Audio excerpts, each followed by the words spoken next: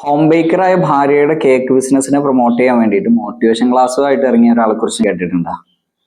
ഇല്ലെങ്കിൽ സംശയം വേണ്ട, അത് ഞാൻ തന്നെയാണ്. സംഭവം പറയാം. എൻ്റെ ഭാര്യ അത്യാവശ്യം നന്നായി കുക്ക് ചെയ്യുന്ന ഒരാളാണ്.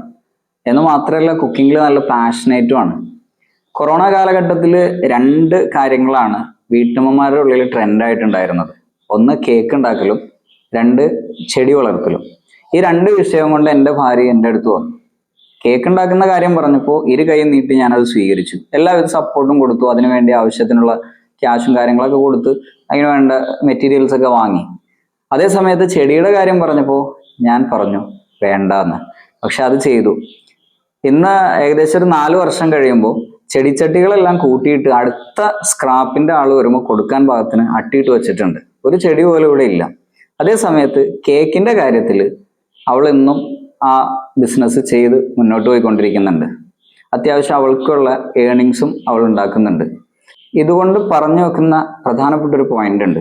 പ്രത്യേകിച്ച് 10ാം ക്ലാസ് അല്ലെങ്കിൽ 9ാം ക്ലാസ് പഠിക്കുന്ന കുട്ടികളോട്, അല്ലെങ്കിൽ +1 +2 പോലെയുള്ള കാര്യങ്ങൾ പഠിക്കുന്ന കുട്ടികളോട്, അതല്ലെങ്കിൽ തൊഴിൽ അന്വേഷിക്കുന്ന ചെറുപ്പക്കാരോടൊക്കെ ഞാൻ പറയാൻ വേണ്ടി ആഗ്രഹിക്കുന്ന ഒരു കാര്യമാണ്.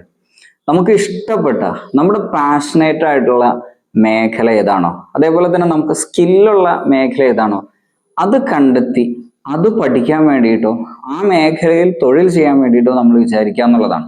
നമുക്ക് ഇഷ്ടപ്പെട്ടത് തിരഞ്ഞെടുത്താൽ പിന്നെ കഷ്ടപ്പെടേണ്ടി വരില്ല.